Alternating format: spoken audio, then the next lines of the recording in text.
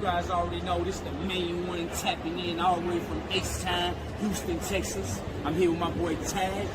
T.A.G. T.A.G sucks. T.A.G, very nice, very evil. T.A.G's not cute. That's T.A.G shit. Whose house? T.A.G's house, baby. The only thing we're gonna do is take over, baby. Oh, it's true. It's damn true. Free fall as I die through the kaleidoscope in my mind. No rope up to climb. Gotta remind myself that I'm fine. Mama, I don't really. What it is, what it was, and what it do, T.A.G Nation. Welcome to another episode of Tag Me In, aka TMI, with your soon-to-be favorite members of the IWC here. You have me, the disembodied voice of the two-time technical predictions champion, Scooter Ray, in the building. You have the man to my right, my best frenemy, my Osprey to my Swerve, my Roman to myself, since you know Roman is technically older. My Roman to my Seth, Lip Dizzle, aka Mr. One More Time. SummerSlam, baby. It's happening. Let's do it then. Let's go. You hear it first right now. SummerSlam is going down again. Before I get the It's tag going in the down bank. for real.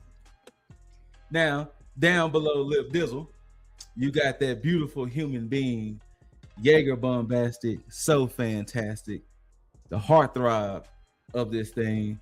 And then, of course, it's apropos that after the Forbidden Door pay-per-view, we have the Forbidden Door Wait, with us. Hold on. The Let me Juggernaut cut you show. off there. I am no longer the Forbidden Door. Listen, just like AEW, they should drop the whole Forbidden Door pay-per-views. I am no longer Forbidden Door. I mean, I'm here every week with, well, not every week, but you know, I'm about to say, hold on a with second. almost every week. You were originally dubbed the Forbidden Door, and it just so happens that it just, you know, a happy accident. A happy accident. Door PLE pay-per-view just ended. But yeah, gentlemen, how y'all doing? How y'all feeling? A little light. Little light on the weight there. Yeah, he said the thing. Understandable. He said it right over there. Yeah, Understandable. I mean, it's so I'm gonna say something, and Dizzle is gonna understand, but that secondary championship caters to my Virgonian nature of being detailed. Okay. Virgonian. Okay. Virgonian. You heard what I said. My Virgonian nature of being detailed. You know, WrestleMania, you know, Tag Mania. I let y'all two have fun. You know, both of y'all ran off with the championships. That's fine. That's fine. Let us have fun. But the person who is not here does have something that belongs to me, and that's Leo, who's the current tag champion. Oh, And he has something that belongs to me too. But I will come for that soon enough. but so you're acting like a championship rematch isn't in line. Soon enough. You know what I'm saying? I gotta let it simmer a little bit. You know what I'm saying? Gotta let it simmer. But it's no secret, Tag Nation, that the bulk of this show will be talking about Forbidden Door and the fallout for Forbidden Door. But kind of almost the first time ever, we're gonna quickly run through TNA Slammiversary. Now, TNA has just celebrated 24 years of being the company, like the zombie of professional wrestling. Y'all. for real. This is the company. Yeah. This is the company that will never die. They just celebrated 24 years. Now, if you're looking at the day, yes, this was the first show that came on Sunday, followed by NXT at the same time, AEW. So I literally spent almost 9 hours. I spent the work shift watching wrestling on Sunday. But you know, I have to say this, with all the wrestling shows that we had last weekend, you know, it takes like a week to recover because I'm just so wrestled out by the end of Forbidden Door, you're just so wrestled out. And you're like, hey, you do it all over again. Nah, Scoot watched Scoot watched Raw. He watched NXT. He watched AEW. Man, he can't get enough. Can't get And enough. I'm currently watching Collision. So yeah, Look at that.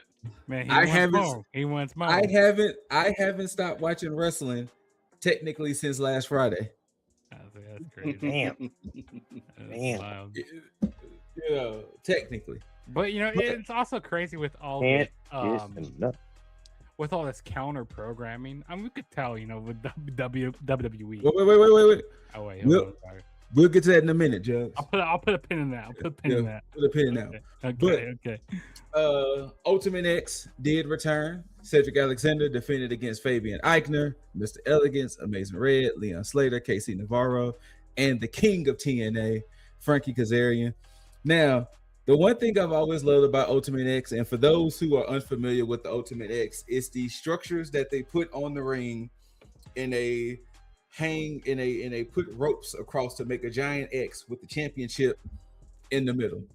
And you pretty much have to climb the ropes to retrieve the championship. And the beauty of this match is you have to retrieve the championship and get down to the ground. It's not just pulling off the championship. You got to make it down to the ground. This was exciting to see, but the closing moments was Leon Slater. He pulled the championship down, but he was still kind of upside down. And as he was kind of holding the championship down, Yeah, it was Cedric him and Amazing Alexander Red. just jumped up and just said, "Thank you." And just, it just kept it He's a pushing. fake. That's mine. He said, you know, that's a classic kill. I mean, we've seen that multiple times in a So Ultimate X Cedric match. Alexander retained his X Division championship. And after the match, Frankie Kazarian let Amazing Red know that at Bound for Glory in October, he will be inducted into the TNA Hall of Fame. So big congrats to Amazing Red, who has been just been a pillar in the wrestling community, period. Yeah. Whether it was TNA, House of Glory, wherever Amazing Red is at, he's always been an enhancer. You know, he's done so much for the business, and congrats to him. Mustafa Ali, yes, Mustafa Ali defended his international championship, and on the pre-show, it was announced he will be defending it in a triple threat match. Daria Ray, or Sonya Deville, for those who don't know, she had an opponent, and Santino Marella had an opponent. Daria Ray's opponent was Rich Swann, and Santino's opponent was the debuting Uhaa Nation, or for those that don't know, Apollo Crews back in WWE. So he's officially TNA for the time being, but none of that mattered because Mustafa retained. None of that I mean, mattered. yeah, we Mustafa already know retained. Mustafa. Yeah. Mustafa Ali was going to retain. Yeah, he retained, and it was like, all right. Now, the one thing I understand that was his original name of Uhaa Nation, but I feel like he should have kind of updated that name.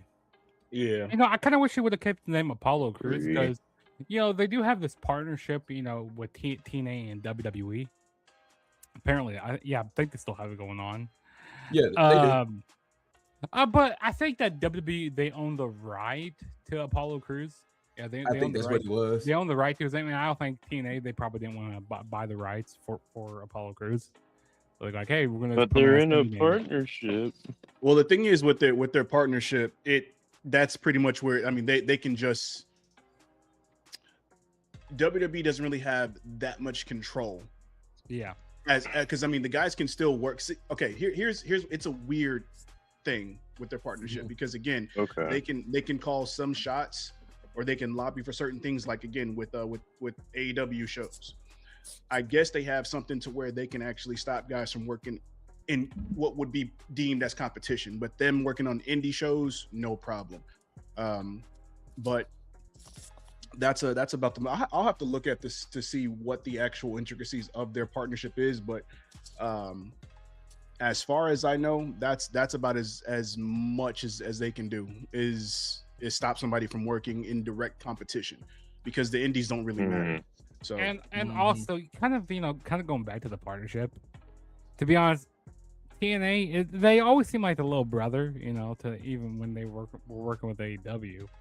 I don't think this partnership has benefited them, but that's for another video. That's another rabbit hole to go down. But yeah, I mean, I would personally say that this partnership benefited a little bit more than the AEW one. Yeah, I mean, I have to say that, but it's like I don't know. I kind of want to see more about more invasion, more of invasion out of it. I don't know. That's just me. I'm not mad at that either. Mm-hmm. But yeah, like I said, Mustafa retains. For the TNA Knockouts Tag Team Championship, the Elegance brand, M by Elegance and Heather by Elegance, defended against Rosemary and Allie, aka Demon Bunny, and Demon Bunny are your new Knockouts Tag Team Champions. It was expected. Yeah, but I was expecting that. Hey, I'm a big fan of M by Elegance. She is an Iowa native. So I had to root for some M by Elegance. But hey, I knew they weren't going to be retaining their titles here. Rosemary and Allie, they had the win here. I mean, it was a decent match, nothing crazy. Mm-hmm. So, yeah.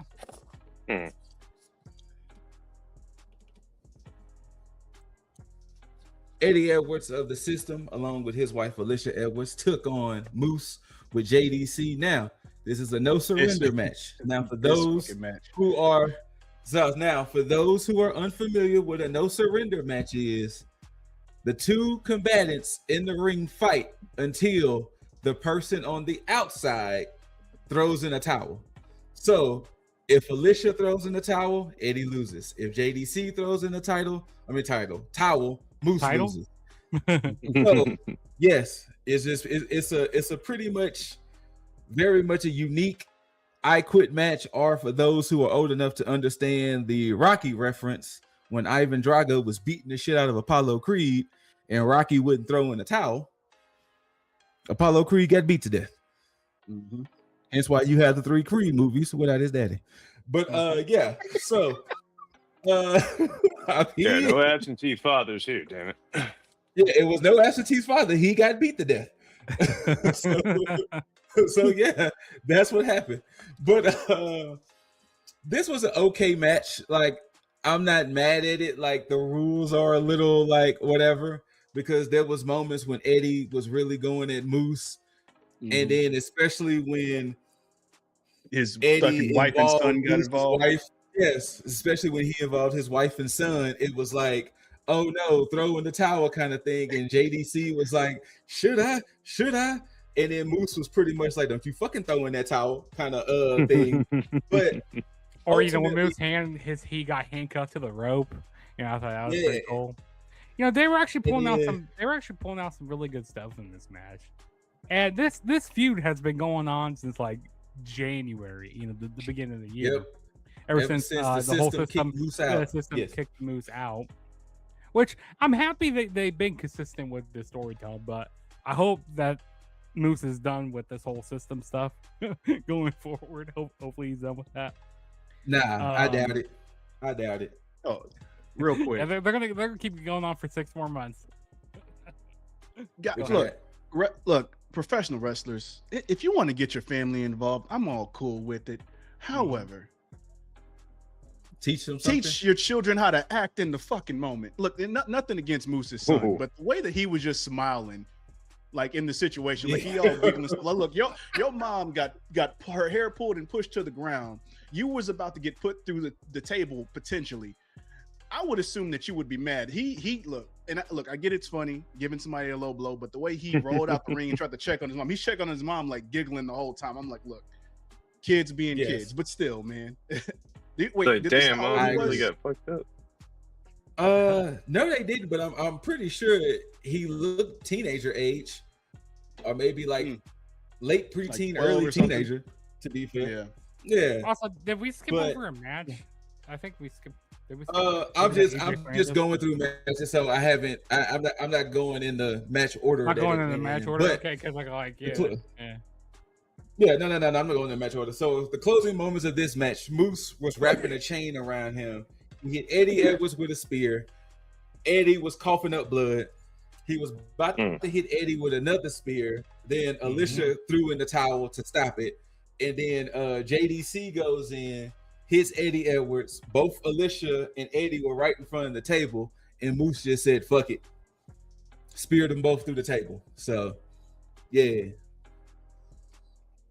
So even though Eddie technically surrendered, you still gonna take this spear, big dog. Yep. But yeah, It made sense. Lei Ying Lee defended her Knockouts championship against Zaya Brookside. They were formerly the Angel Warriors, no more. Friends turned into enemies and closing moments. Due to an exposed turnbuckle and a finisher, Zaya Brookside is your new Knockouts World Champion. This match was meh. Like I don't know. I just can't really get behind Zai Brookside or even Ye Ying Lee. I can't get behind both of them. I don't know. This match that wasn't really doing it for me. I don't know. I mean, there's a lot better women. There's a lot better women that they have on the roster that could be holding that title belt right now, which we'll talk about later on. But yeah, I mean, Zai Brookside, new champion. It's okay. I don't think she's going to have a long title reign with it, but it's okay. Mm-hmm. I'm just glad it was over because I hate how confused I kept getting. Right? And in a 4-way ladder match, you had the System defending their tag team championships against the Hardys, the Righteous, and the Great Hands of the Order 4. And how the fuck did the Hardys win this match? Bro. It's like they're back in the early 2000s. Considering they've been building up Vincent and Dutch this whole time, how the fuck did the Righteous not win? Especially since the Righteous had beat the Hardys in the Twisted Garden match. So it was like, what the hell? But you have new tag team champions in the Hardys, and it's like, fine, whatever. Yeah, the Righteous have at this point, for sure. I'm kind of tired of ladder matches. We've seen it so much, and it's like they're so. I mean, they're so like overdone. I don't know. I just. Sir.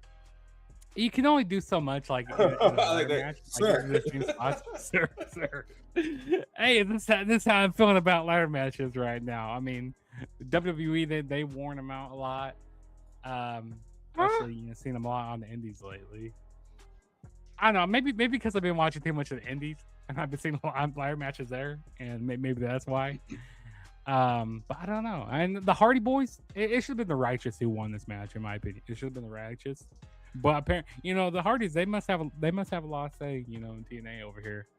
But I like how they brought in that ladder that like from the Twisted Garden or whatever. Had all the barbed wire and the flowers and everything going on. Yeah, that was pretty cool. I like how they put like the System through there and like the Great Hands. Hey, it was cool. And then like they were stacking tables. Now, your main event of, but yeah. Oh. Your main event of the evening, Mike Santana defended against the wanted man, Nick Nemeth, aka one of Dizzle's top 5 favorite of all time. Goddamn right.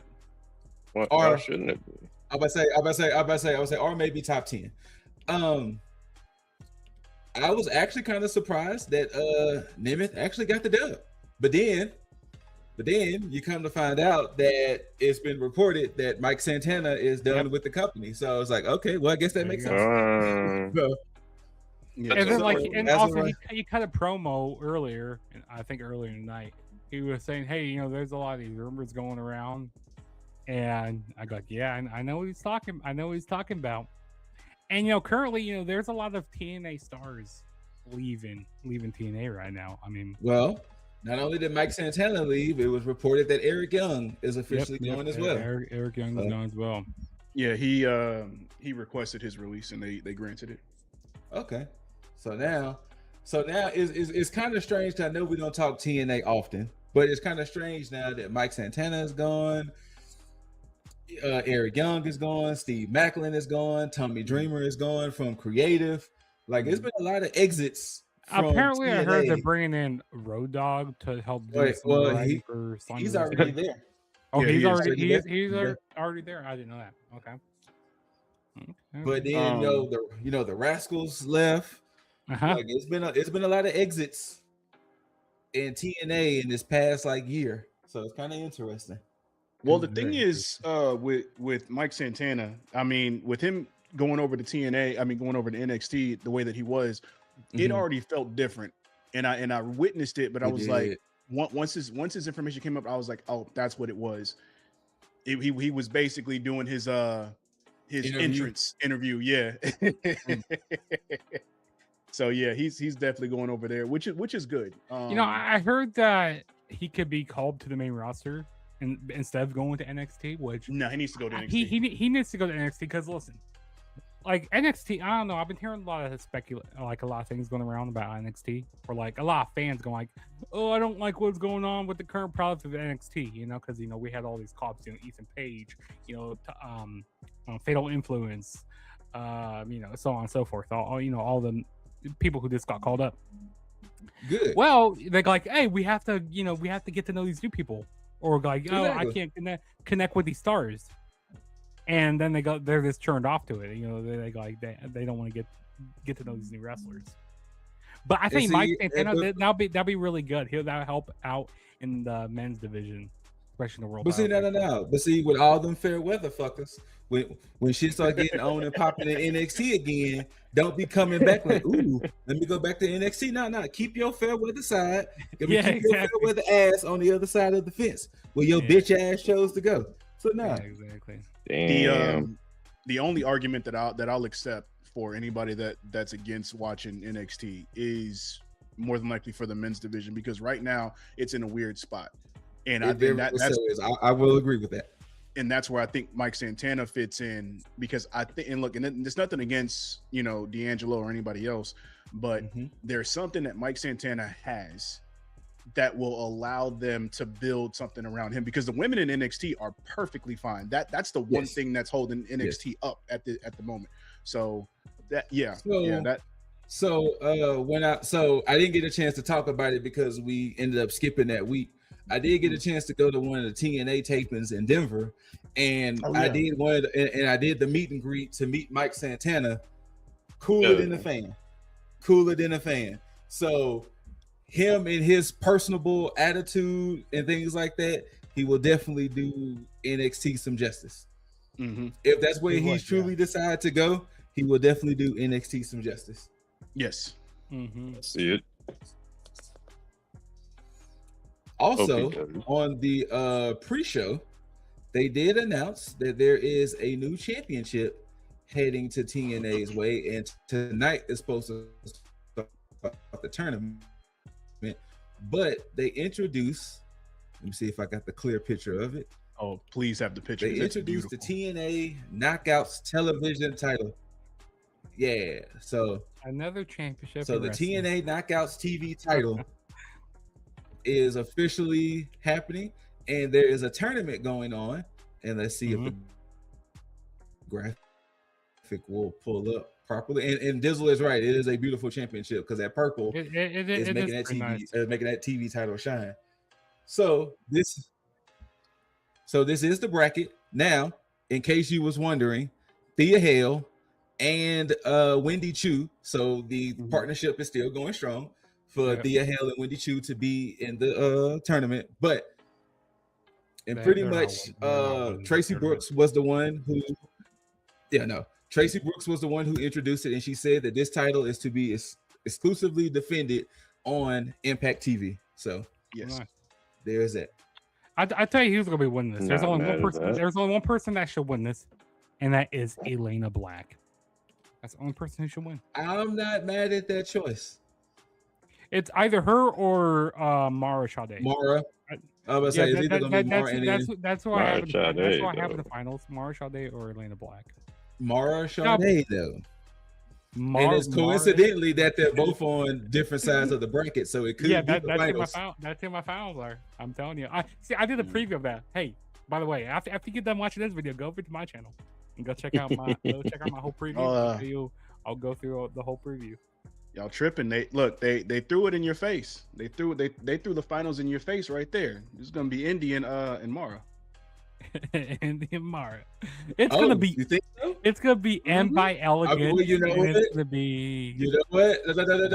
Dizzle has a point, because it's funny, after Elena won that triple threat, she was gone, but it was Mara and Indy that was out there when Tracy made the announcement. So he's not wrong.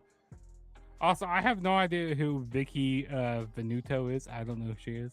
I mean, I heard some things about her, but I haven't seen much of her. So I heard some things about it.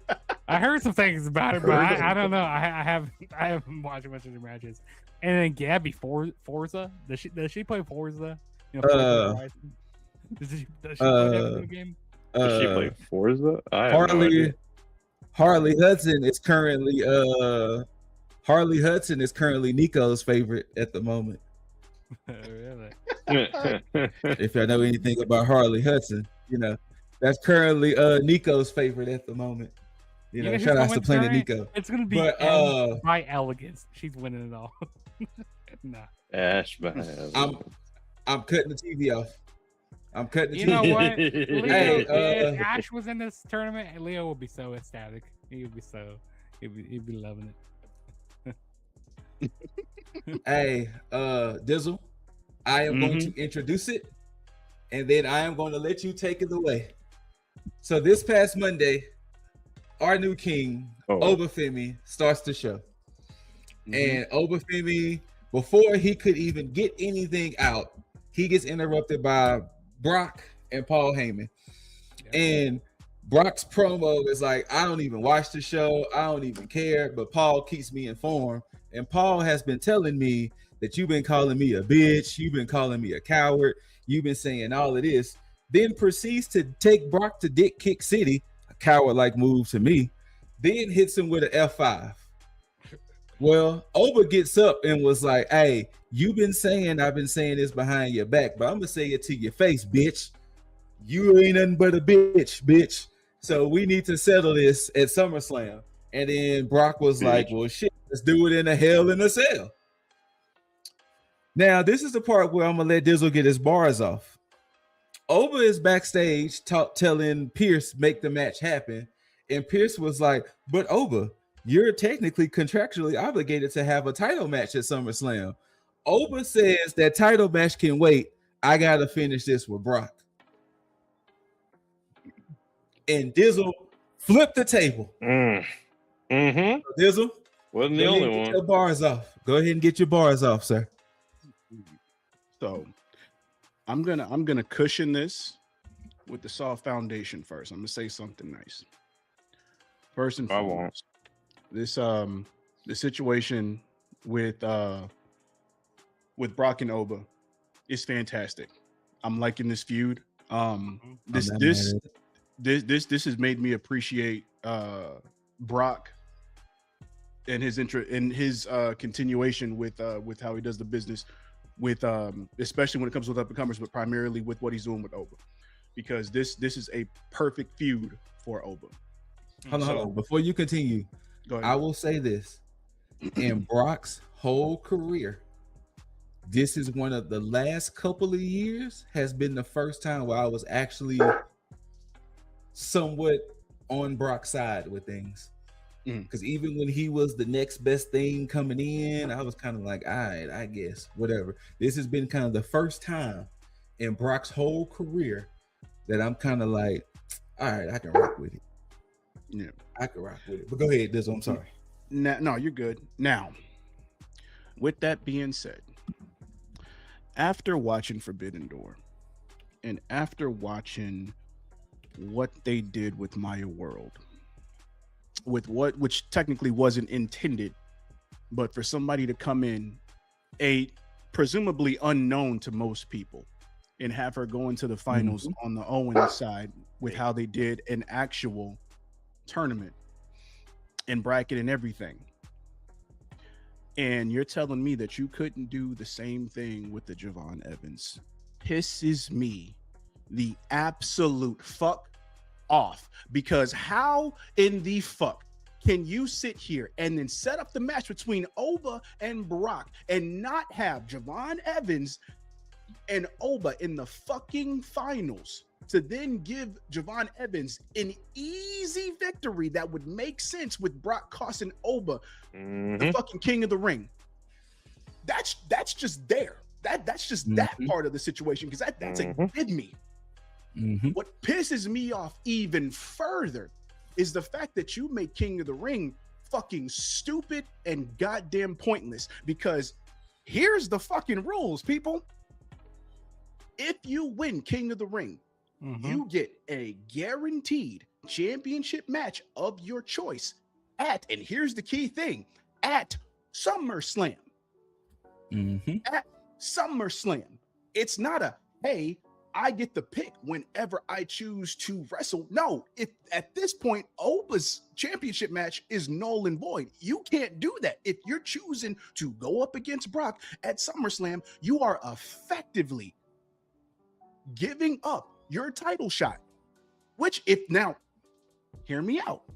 If they do that and they say, hey, you can't do it, cool. I got no problem with that. Because then you can have him win Mania. You can have him win Rumble. I would say he wins the Rumble. I think he's going to end up winning the Rumble, and then he'll end up winning the title at Mania. So there's no problem with that. If that's the case, I'm cool with it. Now, the other thing, Jey Uso lost in the finals.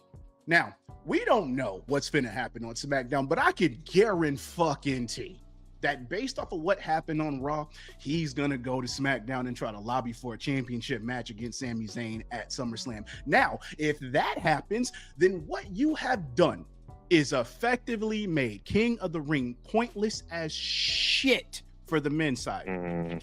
Hey, also the women's side, is actually hold on. I'm not gonna lie, but keep going. Hold on. So they did record SmackDown after Raw, and apparently there's a number one contendership match that goes down Friday for a championship match next week, and SmackDown next week is in Chicago. Okay. Oh. Okay. So whoever the number one contender is most likely going to lose. Just for Pepsi Man Phil to probably show up and be like, hey, yo, Sammy, let me get that title up off your big dog. You know, we're probably at SummerSlam. We're probably going to begin Cody and Sammy. I mean, sorry, not Cody. Cody and Punk. We're going to begin Cody and Punk at SummerSlam. I don't even think it's going to be Cody and Punk. I think it's going to be Sami Zayn and I was like, Cody don't need the belt right now. See, I think Sammy's gonna do it. I think he's gonna pull a Darby. Like he's gonna do like a Darby run, and maybe I wouldn't. As long as it's me to get this damn title.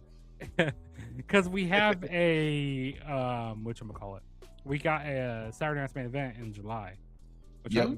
Maybe they give the title back to Cody there.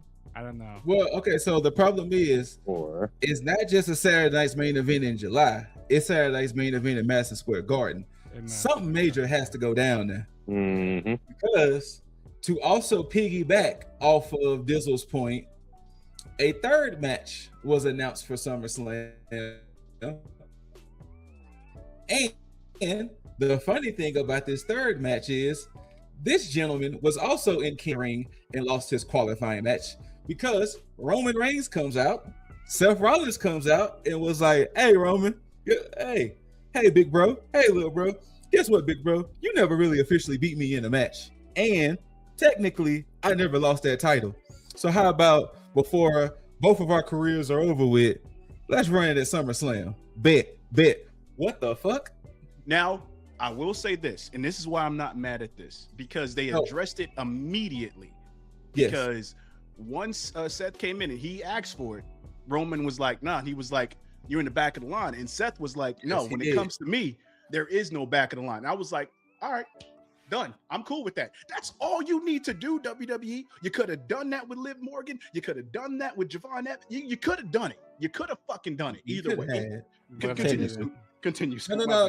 I'm saying, and once again, that's why I refer to Marcus and I as Roman and Seth, because I will 100% refer to Dizzle as big bro and everything. And it was like, and the thing is, I can appreciate the moment because I can appreciate Seth addressing him as his brother, addressing him as, and then Roman was like, you know what, little brother, you were right.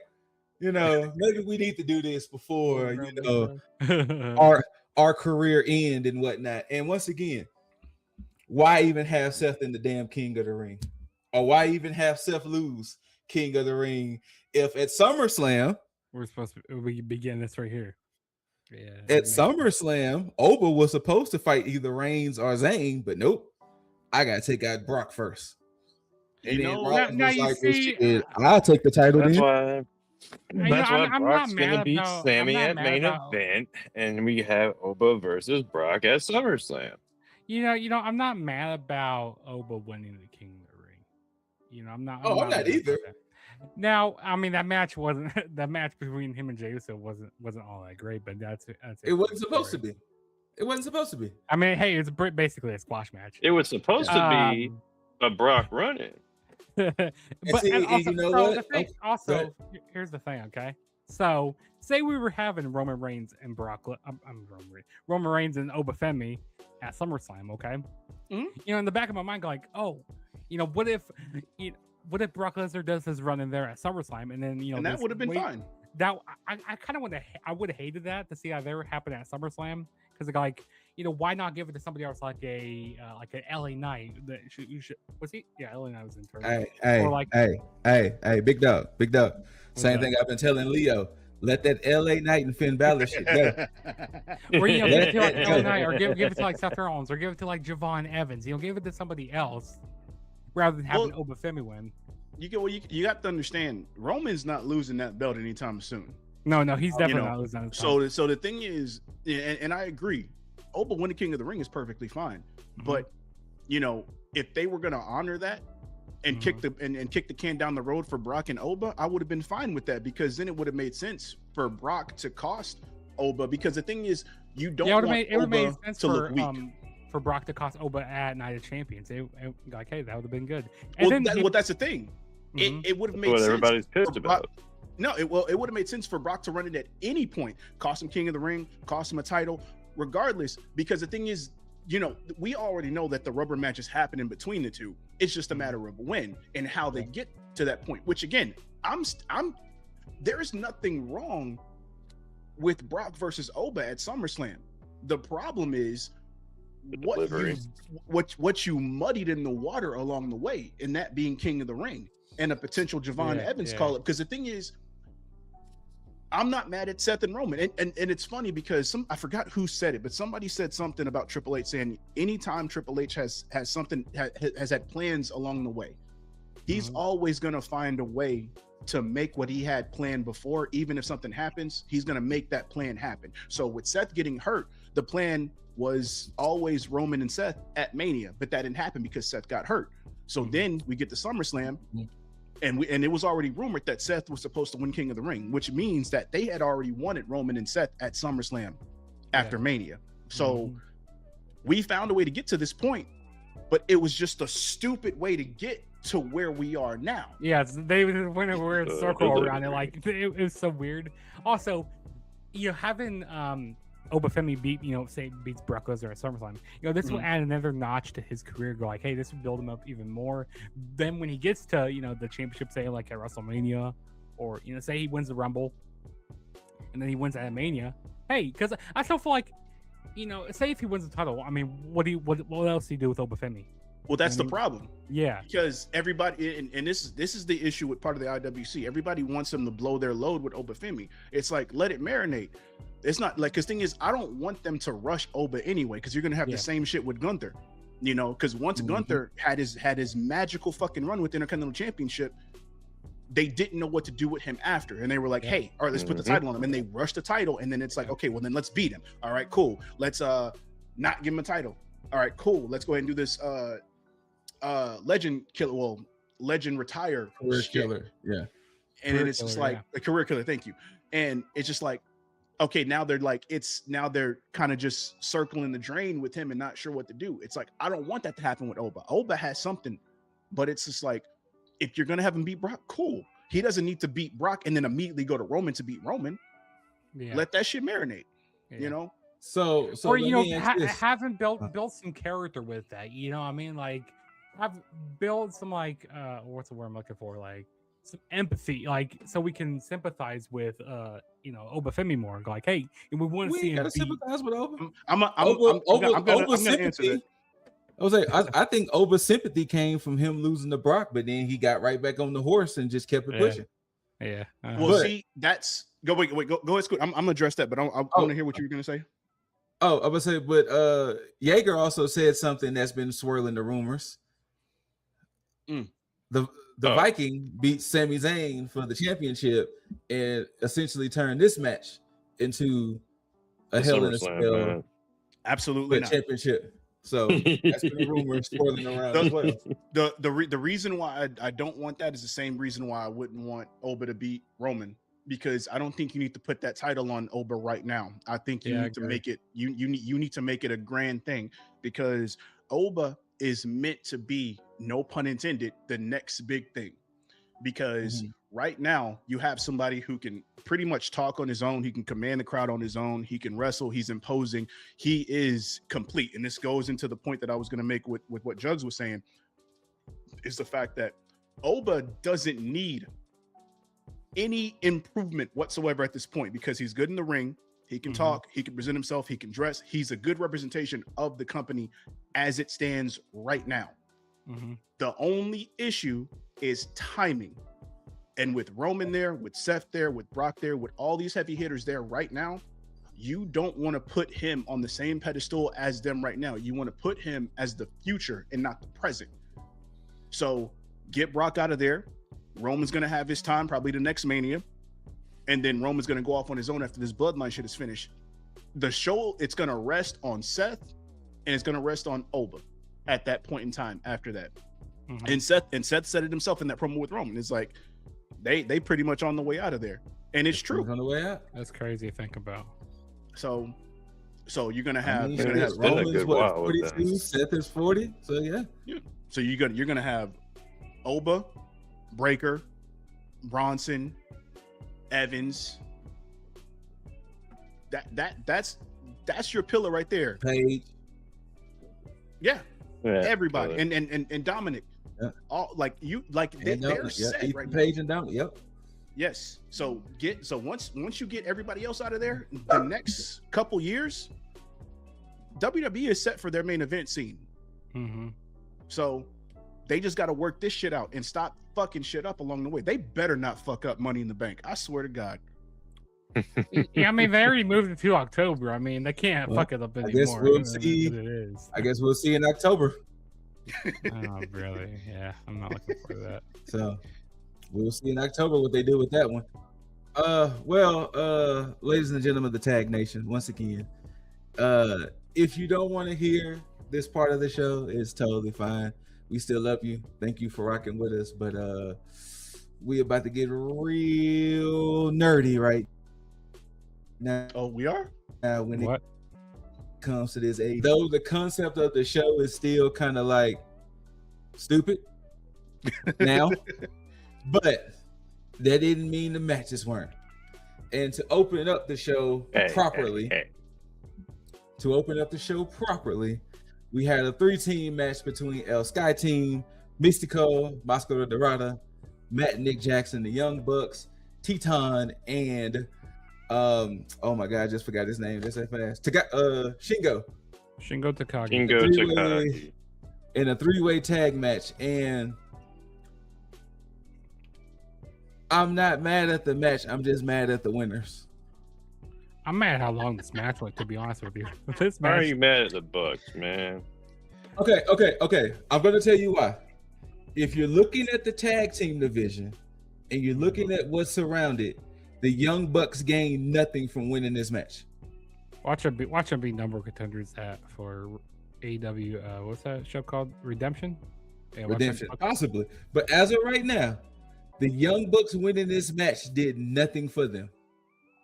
As much as they've been hyping up Mystico and Mascara Dorada, they should have been the ones to technically win this match. Because, well, I'll get into it later. They were doing a whole bunch of flippity dippity shit in this match. It's like this. Yeah, that's the thing with AEW. I mean, flippity dippities, man. They're doing the too much flippity dippity. Too much Go to that one guy's podcast with that shit. They do too much of that stuff right here. Okay. Now it seems like with every AEW pay-per-view, there's certain matches that they don't need to have on the show. Which this, to be honest, I think this should have been this could have been on Dynamite or no, not Collision. I'd rather see this on Dynamite or something. I don't know, because like they have so many matches, and then some of these matches like they over deliver, or they give them way too much time. Which this match, this got way too much time. I mean, maybe if they would have caught like a few minutes off this match, it would have been a lot better for me. But I don't know. That's how I'm feeling with this match. And also, yeah, I kind of do agree. The Young Bucks should not have won here. They should not have won this match. But yeah, wild. Jaeger, Dizzle, you got anything to say before we move on? Nah, it was expected from me. Same. All right. The next match was AKA the stretch match, because boy, it was a lot of holds and submissions, boy. And I'm gonna just say this: I would fucking hate to wrestle Zack Sabre Jr. But the god of professional wrestling, Kenny Omega, took on TMDK Zack Sabre Jr. And like I said, it was stretch fest. Because goddamn, yeah, working on the Zack Sabre the Jr. phalanges. Who needs a chiropractor when you got Zack Sabre Jr.? He'll stretch. To be fair, that should be his fucking tagline. Like honestly, I'm surprised he doesn't. Like, I'm surprised if he tried to shoot the chiropractor at one point. Because goddamn. They did call him a human octopus at one point in New Japan. He was working on the thingies. He was stretching the fingers out the joint manipulation. God damn. Zack Sabre Jr. What else could he do when he can't do them flippity dippities, man? Hey, you know what? I like the technical wrestling a lot better. I love the technical. I love that. You know what I'm saying? None of that shit don't mean that when you get hit with that one wing angel. So nobody gets out of one wing angel. Well, unless your name is Hangman or MJF. MJF kicked out the one wing. Yeah, that's right. Hangman kicked out, MJF kicked out, but that list is a short list. It's a very short list. Very short list. But yeah, like if you are definitely into technical marvels, this what this match was. A technical Absolutely. Marvel. This match was chef's kiss. Yes, this is amazing. Agreed. Hey, Dizzle. Yo. Dizzle, I'm just letting you know, as this show progresses, and especially not only am I still in the car, I think I'm possibly driving at this point. I think I'm driving at this point. And I think Jaeger is sitting shotgun. Because as much now, let's harken back. Months ago, I was talking shit about the Death Riders. I will admit. Fast forward now to July, I'm driving the vehicle. I'm here with Death Riders. And of course, we'll explain more on that later. But John Moxley defended his Continental Championship against the most wanted man, ROH champion Bandito. And I mean, this match win is expected. I mean, Moxley in his just smash mouth style, Bandito in his strong style. It made for a pretty decent match. Now, I think this match probably would have been a damn good Dynamite match. Damn. Yeah, see, this is where we gotta have this match. Dynamite. Yeah, I would have rather seen this on Dynamite. Nah, I this like was a good championship. I think this could have been like a damn good. I mean, no. Ultimately, I didn't mind it here. But this still would have been a good if it was like a Dynamite main event. It still would have been just as good. Like I understand Tony Khan, he wants us to get our bang for our buck, with these PL or these pay-per-views. So he goes like, every match is gonna over deliver. He says, I'm gonna just freaking bust my load for all these matches and all that. That's what Tony Khan's saying backstage. He'd be goes like, I need to overbook this. If this was WWE, they would be pissed backstage for how much length these matches get. They're like, we need to have this match stopped. this match needs to quit now. Absolutely Well, not. they wouldn't have been pissed because I mean it wouldn't have ran over like that. Like Exactly. they do their matches to where it wouldn't have ran over the way these matches go. You know what I'm saying? Yeah. So they would have stopped that shit at the moment that Mox had ripped Bandito's mask open. They would have went immediately to like a paradigm shift and then match over. Yep. Yeah. Yep. Facts. Yep. Facts. Yep. And then of course, you know, Moxley does get the dub, and he offers a sign of respect to Bandito at the end. So but yeah, Dizzle. I think I'm driving the car, Dizzle. I'm driving. Here's the I volunteered to drive. Hey, I'm in the back seat. Here's the problem. And look, and again, look, doors closed, seatbelt on. I'm cool.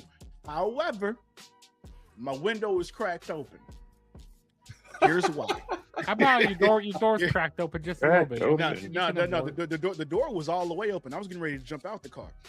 But here's the thing, and my only issue, because they're doing some things right. But the Death Riders have schizophrenia at this point, because they have borderline personality disorder, because you go to New Japan where they do the shit and you have Gabe Kidd do some disrespectful shit, and then you have Mox, which again, that shit is disrespectful. But then you have Mox do the shit with Bandito in the ring, which I can make the argument for. It's like, hey, we're in the middle of this. We're in the middle of a fucking war. I'm gonna do whatever it takes to get the advantage, even though it's disrespectful to rip the mask for a luchador. Cool, whatever. I'm willing to cross those lines if we're in a fight by any means necessary. I'm fine. But yes, the other shit with Gabe Kidd, it's just like, wait a minute, the fuck are you doing? And then you have other shit where you get Daniel Garcia getting heel shit done to him by Swerve, and it's just like, are y'all heels? Are you faces? Like what? Like, tell me something. Like, let me know. It's like one week they're baby faces, 1 week the heels. It's like and they're honorable heels. All this and tweeners. Funny you saying they're tweeners. This is the reason why I'm still in the car, because it's so much of mismatch of what they are. It's like, fuck it, I'm here to see. Okay, you know what? No. Hold on. You know what the Death Riders is to me, to equate it? The Death Riders to me at this point is what the MCU is to me.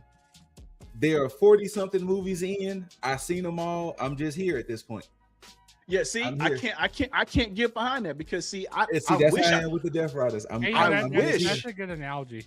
I wish I could see it like that. But however, because again, when y'all say the tweener stuff, I'm like, I've seen tweeners. Stone Cold was a quintessential tweener. Yes. But he was the tweener. The way that the Death Riders are moving, I'm looking at the shit like how Big Show does his heel and face turns in WWE. Hey, look here. The reason why I say the 1 MCU, week you're a baby face, next week you're a heel. No. The reason why I say MCU, we didn't have our end game with All In last year, and then remember that next phase of Marvel, it was looking kind of rough. But then you had that shining light with Shang-Chi, which a lot of people don't give Shang-Chi his fucking credit, because that movie was fucking amazing. But you get shining lights with Shang-Chi, and then next thing you know, it was kind of like, all right, some of these movies are a little, you know what I'm saying? You had the whole Kang, and Kang didn't work out, so you kind of just move on. And now we're moving on to Doctor Doom, and then next thing you know, Spider-Man is coming back around, and you know who's Spider-Man in this situation? You guys did goddamn Will Ospreay. So it's like, oh shit, I'm here now. Fuck it, I'm here now. He's actually in DC. He's Bane. That's who he is. I get all of that, but I'm just saying, analogy. Will Ospreay is Spider-Man, and Spider-Man is keeping all this shit going. So you like, well, shit. Well, and that's fair. But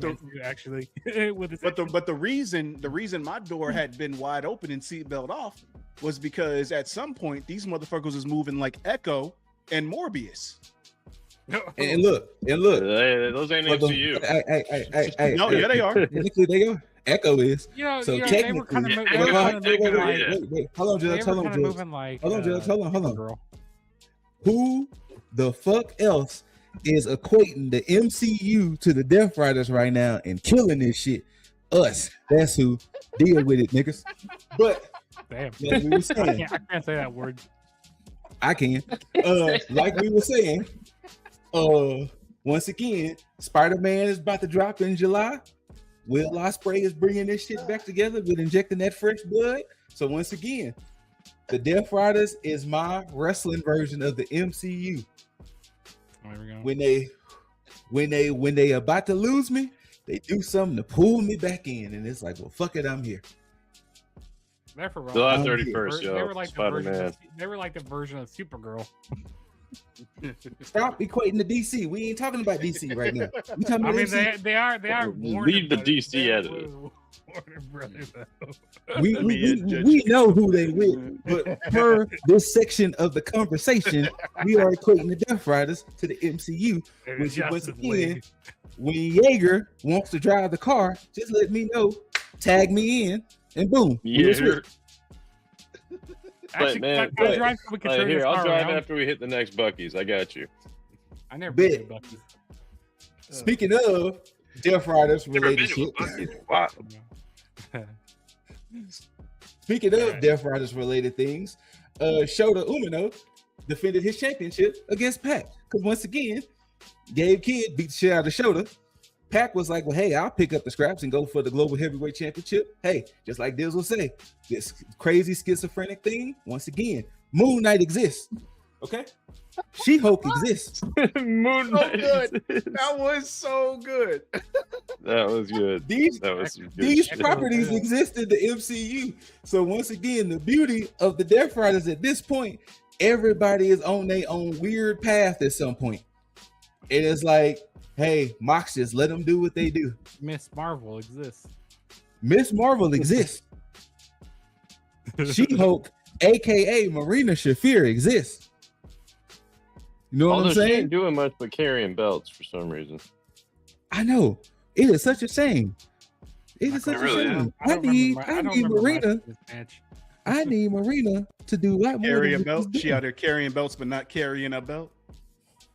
Ooh. But Shame. Ooh. right, More facts, Ooh. bars. Now, I will admit, Facts.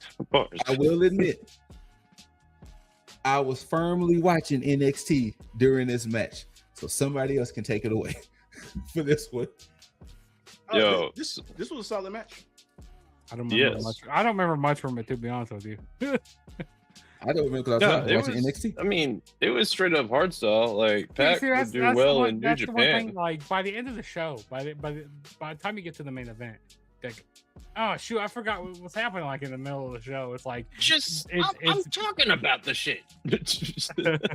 got, It was a straight up hardstyle match. Like it was very classically New Japan style. Like Pac would Actually, do I well remember that. in New Japan. Like these guys were straight up fighting, and it, like I don't know, like it told a great little story to see Shota, aka Shooter, who was Moxley's little, like, for Young lack boy. of a better word, shadow or like apprentice, and while he was in New Japan, come Young into boy. his own. young boy. Thank you, young boy. I don't know why that term escaped me, but yes, Mox's young boy has now become a young man, and that dude has Hey, shown well, us that's why confusing. he deserves to have that belt. Pac did not feel like dealing with the disrespect, so he tried to go up on that, and well, Shota showed him that, hey, I am the child of Mox, and yeah, he straight up beat him. Okay. Well, Oh, yeah. but there was a nice little cameo appearance. I don't know if you want to talk about that part. Hiroshi Tanahashi. Yeah, no. Yeah. go ahead. Okay, Tanahashi came out. Honestly, Tanahashi, real quick, always cool to see you, but you put on some weight, buddy. But no, Hey, he just gave him his He say, I'm congratulations. tired, big dog. Yo, for real. But he gave him his congratulations, and he had a nice little like camera moment. But at the same time, Mox realized that Shota might just be gone as far as like from the Death Rider side of things. He might be all in on New Japan. Okay. Mox was Well- looking to like congratulate Shota, like, hey, so you with us or what's going on? and that's when Tanahashi showed up. I will say this: shout out to Pac for that gut wrench power bomb onto Umino out to the table outside. Oh, Bad shit. yeah. All right, I think I'm Spot I wouldn't want to take this from match Pac. then. Spot I would not want to take. All right. Your next match, which, you know, Dizzle helped me see the light when it comes to this next superstar. But the Toxic Spider, Tekla, defended her AEW Women's Championship against Starlight Kid. Agreed. Stardom. Oh, yeah. And, hey, I'm here. Hey, not for that for reason, everything Joe. No. Tekla. I know. I'm not going into that jail.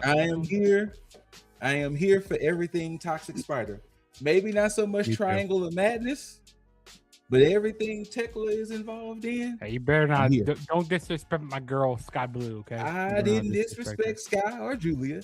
I said I'm here for Tekla. You can disrespect Julia, I don't care, but Sky, no. Damn. No Sky slander over believe, here. I don't believe in disrespecting any woman, but I am here for Tekla.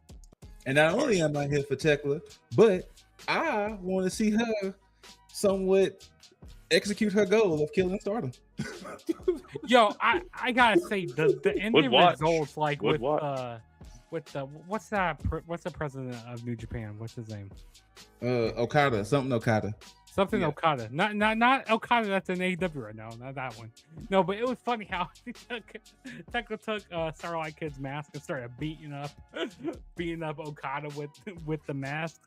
Like, I want to see more of Oh that. no, like, she was trying to put it on him, that's all. That was my favorite. That was my favorite stuff. Well, Tekla came out on Collision wearing the mask tonight, and she's pretty much saying, you know, she's waiting for her next opponent, which they will be doing a casino gauntlet match to determine her next opponent for redemption.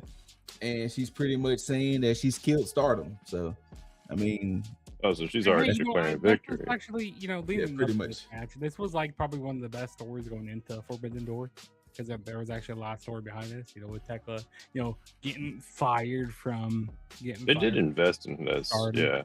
100%. So I was really invested with that, but and Starlight Kid, this was like one of the first times I saw her. Bye, Dizzle. Oh, she did great. This was the first time I saw her. Yeah, this was the first time I saw her, and I didn't expect her to be that. I mean, Tekla and Starlight Kid, they're not that tall. They are not that tall girls. Yeah. But no, they were both killing it in the ring. They were killing it. It was good shit. I enjoyed it. Dizzle, anything else to tack on with Tekla and Starlight Kid? I didn't care too much about this match. Damn. Okay. Unfortunately, because I expected more from this based off of their other matches that they've had. Mm-hmm. Honestly, they had other matches. I didn't know that. Yeah. Oh, absolutely. And Stardom. Yeah. Honestly, Tekla just made this shit entertaining with all her antics and stuff. Yeah. Mm-hmm. Yeah. But they absolutely could have done way fucking more. I don't know if time was cut or what, but yeah, yeah. I mean, look, I love Tekla. You can't get me to go against Tekla at fucking all. But hey, it is what it is. Oh, so this is Starlight Kid's fault. Gotcha. No, I think this is AEW's fault. All right, next man. Actually, you know what? No, you might be right.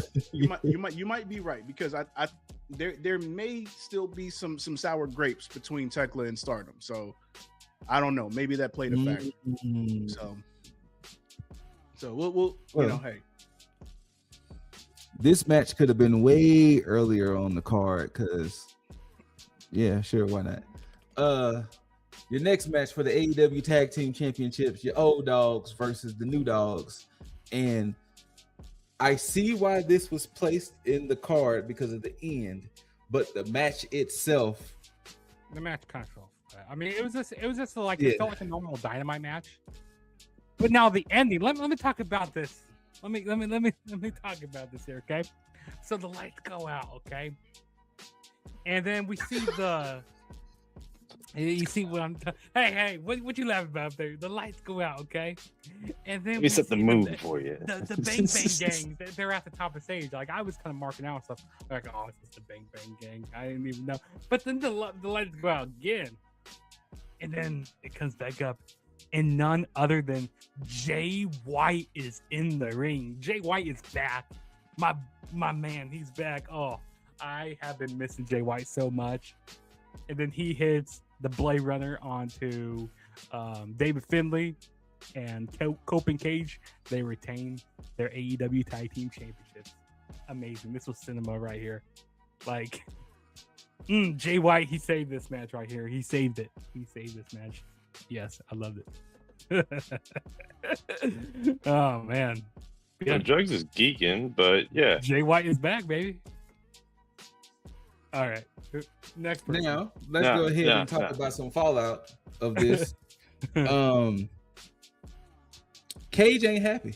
Cage is like, hey, the last time Jay White was here, I was feuding with old dude. So low key agrees. And on Collision, Cage teamed up with the Guns and Jay White to take on the Shane Taylor promotions in a 8-man tag, and of course, Cage and the Bang Bang Gang gets the dub. I mean, let's face it. But Jay White is back, and also too, Jay White and the Bang Bang Gang did a promo on Dynamite yesterday, pretty much, and I can appreciate them going through the history of Finlay and White. Since Finlay did, excommunicado Jay White out of the Bullet Club and things like that. But now to also go back to Dizzle's point of the schizophrenic nature of the Death Riders, after Cope and the Bang Bang Gang gets the dub, the dogs come out there to attack. And who helps the dogs? Of course, the Death Riders. Mm-hmm. That part didn't make sense. So very, very schizophrenic. Dizzle, doing some more. Just stay in the car, big dog. Just stay in the car. So you just stay in the car. Just hold on for the ride. Dizzle, do you need me to open the door for you again? Yeah, it's a reason. No. It's a reason why the window's cracked, because it's child. Door's locked. It's door locked. Oh, Keep in mind, it's only cracked though. So yeah. I think I can help you fit out through the window. You can get out the window. Crazy. Nah, man. don't get out of here. Sit down. It'll be all right. I'm just chilling in the back, I'm enjoying it, I'm geeking. Exactly. Just chill. I'm geeking in the back. Oh, now you're geeking? Yeah, because Jay White's back. I'm geeking now. Oh, that part. Yeah. All right. I'm happy he's back, but I want to see him with gold. This is true. This is very true. But any other thoughts about the whole Cage and Cope dogs, Jay White, anything else, or Did I will say not care. Oh. It was a match. Like I said, it was just a Dynamite match. Damn. The ending. I will say that, yeah, it's reminiscent of the early 2000s because both Cage and Cope and the Hardys are rocking belts right now. Yeah, we're living in a matrix. Nah, history just repeats itself.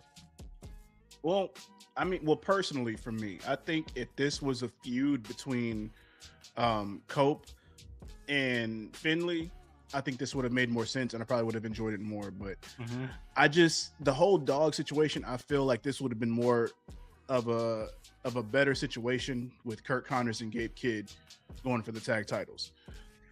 Dave Finlay's supposed to be the leader. I look the triple, like as far as the trios titles, that made sense as them being a trio, but you're supposed to be setting up Gabe Kidd as the leader of the dogs. Him going for the tag titles doesn't make any sense to me. And I get they're calling an audible because Gabe Kidd got hurt initially. And it seems like they were banking this feud off of the fact that Fit Finley and Edge back in WWE were going at it and all this other shit. Yeah, nah, I'm cool. I'm glad it's done. Oh, it's never done. It's never done. It's not Never done. Never, not never. It's never done. This. You know how feuds in AEW can last. It Now lasts forever. we are going to get into. They're good about doing some storytelling with that. Yeah, absolutely. Now we're going to get into my second favorite match of the night. It was my favorite until we'll get to that. But part of the triple main event for the women's Owen Hart, you have the underdog Maya World taking on last year's winner Mercedes Moné. Hey, in the words of JBL, somebody call the what were they in San Jose? Somebody called the San Jose Police Department because these two ladies stole the show. Mm-hmm. Now, I mean, there were there were some miscues in this match. But hey, Judge.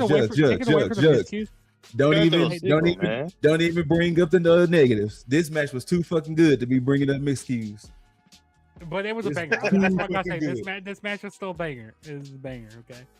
In my world, she showed why that. I mean, you know, they had to do some oddballs, you know, to get this final here. And apparently, like, the original plan wasn't even supposed to have Mercedes in the finals. I mean, it was supposed to have. Well, the original plan was supposed to have Toni Storm, but Toni Storm wasn't, you know, in the tournament. And then their second plan was to have Willow to win the tournament, but then, you know, of course, she went down with her injury. So that's kind of crazy. Mercedes not being like I mean, she won it last year. I mean, so she technically didn't even lose this Owen Hart title, which is kind of crazy. And thank you, Jugs, for pretty much sharing the sentiment that I've been saying the last umpteen years. Mercedes Moné or Sasha Banks gives every woman their best fucking match. She does. She really does. Yeah. Yeah. It was a banger. Also, shout out to Texas because 2 Texas bred women. But yeah. You're not wrong. What you got, Deasley? Well, I'm gonna get this out the way now. This match, for all those in horny jail, was a very pause-heavy match. It was. With that said, there also were some wardrobe malfunctions that my world was happening. That's what I was alluding to. That's what you're saying. Yeah. He was trying to keep it. I was saying it without saying it, but that also segues into my point with this as well. Is Maya World at this point, for a lot of times that I have seen wardrobe malfunctions, this was one of the biggest in its way, just because of how frequent it was. But at the same time, I think the only other one that I've seen like this where it actually affected the match was Carmella and Bianca Belair, where her top just completely exploded for some odd reason. But this is why I'm drawing the parallel between the two, because you could tell that match between Carmella and Bianca got affected that way, because it's just like they just could not get into the right gear after that happened. With Maya World, it seemed like that was going to be the same thing here, and it's just like a switch flipped on Maya, and she just didn't care anymore. And look, and kudos to her, because nothing really popped out like that. So, I mean, she handled it. And as much as she was moving around, I would have expected there to be a huge fucking mishap. But she made it through. And not only did she make it through with this, she gave a fantastic showing in the finals and I mean, of course, we already know Mercedes is going to do what Mercedes does. But Maya being able to go in and do what she did added to this match as well. And without her just having the wherewithal to be like, you know what, fuck it, this is my moment, I don't think we would have gotten that. And I'm thankful and congratulatory to her for that, because she made herself, and this is what we talked about a few weeks ago. We were like, hey, it also takes somebody taking that and making themselves like, you can get the opportunity, but if you don't do something with it, you know, it's all for naught. And what she did, she got an opportunity and she said fuck it and did something with it. So now it's up to AEW to do what they're supposed to do in propping her and presenting her in the right way, because you can't let off on this. You have to make sure that you add to the shit. I don't know if it's going to be with you know, putting her up against Athena or TBS championship, whatever the case is. Do something with Maya World, because this match here, I don't know, they was kind of hinting on Dynamite that maybe Maya World may be the one to go ahead and dethrone Athena. And I'd be fine with that. I'd be absolutely fine with that. Hey, I wouldn't mind. She has officially called. She has officially crossed 1,300 days as champ. Yeah. The forever champion. Ring of Honor forever champ. Yeah. But yeah, like I couldn't say anything negative about this match. Like this was a show. And then one of the things that I appreciated the most, regardless of how you feel about Maya World at the moment, they made her look legit. Oh yeah. They made her look legit. They made her give Mercedes this fight. Even if you're like, ugh, why is she even there? They made her look legit. It wasn't no squash match. It wasn't no Mercedes had to pretty much carry her through the match. Cause like Dizzle said, at one point Maya was like, man, fuck this top. I gotta go out here and do the fucking show. And I love the false finishes. Yes. All of that. All of that. And that's part of the issue too that I have with, which is why I brought it up with WWE before with the King of the Ring shit. It's just like, you can easily make your stars if you give them a chance. And this is why, as soon as I saw this shit and the way I watched this, I got immediately mad. I mean, I was happy about the match, but I got mad at WWE because of the King of the Ring shit, because this is what you're supposed to be doing with the King of the Ring. You're supposed to be building new stars. And this was, and King of the Ring was meant, yes, we get it, Oba won, cool. But that was meant for Javon Evans if you were going to go this route with Brock Lesnar. You know, you could have easily done that. And AEW, and I'm thankful that they did this, they showed exactly what I meant with Maya World. Even with her losing, people were still talking about, well, damn, if she could have won, damn, I don't know. That probably would have been cool. I don't think anybody would have been mad if she won, because I brought it up last week where I said I believe if they're gonna do that shit with Mercedes turning face, have Maya World win the Owen, go up against Tekla at All In in Wembley, and then have her lose, and then have Mercedes take the belt off Tekla later, probably at All Out. Nobody would have gotten mad at that if that was the case. With this showing here, nobody would have gotten mad. You're right. So Athena and Maya World are starting off the Casino Gauntlet to determine who will be Tekla's opponent at Redemption. So with that being said, Dizzle, actually everybody here, does Tekla still go into All In as champion, or does she lose that belt at Redemption? No. She goes. I don't think she loses at Redemption. She don't. I don't know. Honestly, I think what I said happens the same way. I think we get Maya World winning and going up against Tekla at Redemption, and we start to get a Mercedes face turn. We get Mercedes in Maya World All In, because I think we start to get Mercedes building up a little bit of respect for Maya. And because the thing is, look, I understand that AEW doesn't give a shit about, you know, what your alignment is, whether you're face or heel. But if we're gonna have Mercedes win the big one, I think it makes sense for her to be a face. Now, would I be mad? And this is me just Hail Mary in the shit. Would I be mad at Athena winning this shit and then going on to Redemption to beat Tekla? Absolutely not. But I'd be mad if Athena won this shit, goes on to All In, and then loses to Mercedes again. So, in all honesty, I honestly feel Maya is going to be the one to dethrone Athena. And only reason why I say that is because you could tell TK has plans, and this is going to sound the way it's going to sound. I don't think Maya World was 100% factored into his plans. Oh, and absolutely we all not. know. No, yeah, that, definitely. He definitely was all. Like I said, they had to pull those audibles. And we all know in AEW sense, you get hot on Dynamite and Collision for a while, the next thing you know, you disappear, and then boom, you're kind of in Ring of Honor. And you're like, what the hell? So I honestly think Maya is meant to dethrone Athena at this point, but they're gonna let her get that exposure, be hot. Then when it starts to kind of cool down a little bit, while it's still a little hot, go ahead and get that belt up off of Athena. And then boom. one thing you kind of brought up Ring of Honor here, and this is kind of a sidebar, but I just hate how I wish they kept Ring of Honor champions. I mean, we talked about this before. I just wish they kept Ring of Honor champions off of AEW television. I don't know if you guys feel that same sentiment, but I don't know. I wish actually Ring of Honor had an actual TV deal instead of being you have to pay for a subscription to go watch ROH. Because I don't pay attention to like ROH weekly. Hey! I don't want Leo Rush off my TV. Okay.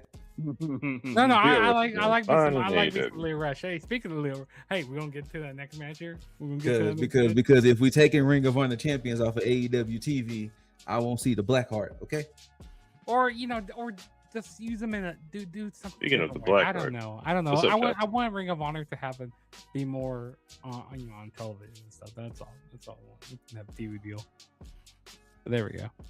And kind of shout out to Nikki Blackheart, who debuted on NXT. You know what I'm saying? Facts. Sorry, I can't.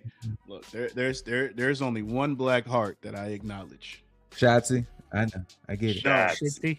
That's me, bro. No, excuse you. Owen. Okay, Owen, whatever, but Jugs crossing the line, man. Shitty Blackheart. Owen Hart is the Blackheart. That's the only. That is true. But I mean, did you see Nikki on Tuesday? Yeah. Yeah. I haven't seen much of her indie work. I heard she's a big. I ain't gotta see much of the indie work. I just gotta see her. I'm just putting her. Hey, you know what? You going to jail. You're going to jail for that one. You getting locked up for that one. But Dizzle is right. Technically, as a long-standing wrestling fan, the true Blackheart is Owen. May he rest in peace. And once again, coincidentally, the tournament, and you leave the Owen Hart tournament alone. When this match was first announced, I did not give two. No. I'm correlating with the tournament because we're talking about Owen. But when they first announced this match, when I tell y'all I didn't give two shits about this match, and then the bell went ding, and I was like, oh no, I'm here now. I'm here now. I'm had a 12-man. It was when they pulled out the NES, wasn't it? Team DC. No, it was before then. I told you. Okay. I'm gonna tell you when once I introduce it. We had Team DC MJF along with Okada, Fletcher, Andrade, Doyle, and the Jet Kevin Knight taking on Team Briscoe, which was Briscoe, Takeshita, Darby, Strong, Cassidy, and O'Reilly. When they showed what the cage looked like, I was a little intrigued because I was like, wait a minute. What they call the cage? They call it a death door. Wait, what? Death door steel cage match. Yeah, Death door steel cage match. Which, hey, I like how it was circular. And how that's what I said when they showed me the cage design, I was here for it. And once again, when the match went ding, I was like, okay, I'm here. And yes, hey, when O'Reilly brought out that Nintendo, I was like, I got it. That's my guy. It's not doing. He goes like, I want more. It was kind of funny with the backpacks and all that. Them pulling out items in the backpack, like the thumbtacks, the oranges. I thought, hey, real talk. Shout outs to Kevin Knight for taking that spot because that could have went wrong. And so God. Shout outs to Kevin Knight. Shout outs to Kevin Knight taking that spot and safely. I don't know how he doesn't get hurt, really hurt from that. Like, how do you take that? That was a big ass explosion, man. Oh, it wasn't as bad. Have y'all? Okay, have y'all ever been around artillery shells? For 4th of July, the shit. Yeah. So yeah, when we used to be in the neighborhood, we used to throw them at each other and they would explode. So it's not as bad, but yeah, shit can hurt. But yeah, You throwing hand grenades at your friends? Is it like an equivalent of like taking a little like a little shock a little bit? You know what I mean? Like yeah, I mean they'll shoot and shit all over the place. But I mean it's cool. It's the same things that you put in the tube on 4th of July and it shoots up and it does little. Oh, the Roman candles. No, the artillery shells. The big ones. Artillery shells. Okay, Yeah. okay. Yeah. Yeah. I'm saying you're throwing hand grenades at your friends. Essentially, yes. Yeah. Now, there was plenty of violence on both sides, but the highlight of this match was when Andrade pretty much took off his shirt and pretty much had the best shirt of the night. Actually, you're missing the best part of this match. No, hold on. No. Hold on. The best part was the thing that should have happened a long time ago.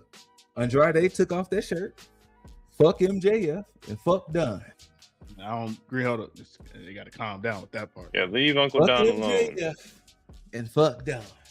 And then, hey, Andrade, even though I am officially on Don Callis' side, but I fucks with you in that shirt, big dog. And look, I've been critical of Excalibur's commentary, but I love, hey, we got to blur that out come Wednesday. His name is Talkface. I'm just kidding.